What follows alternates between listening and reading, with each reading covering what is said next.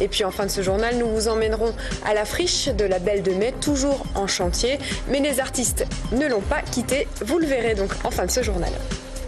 Nous vous en avons déjà parlé dans ce journal. Une fois par mois, la friche de la Belle de Mai, dans le 3e arrondissement de Marseille, propose des visites de son chantier.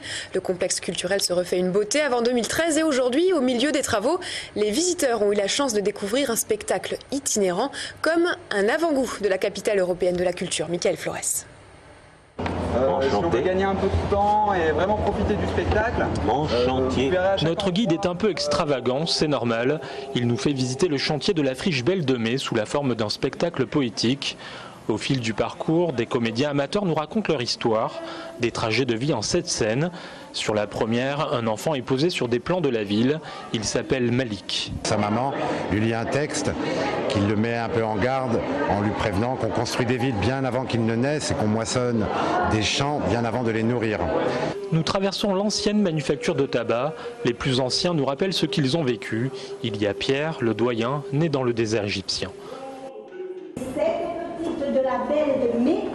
Annie nous chante La petite de la Belle de Mai, écrite par Darcely, une vieille chanson des années 50.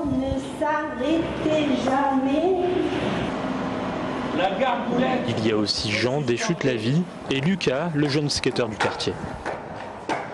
Chacun racontait ce qu'il avait envie de raconter et ça m'a beaucoup plu, ouais.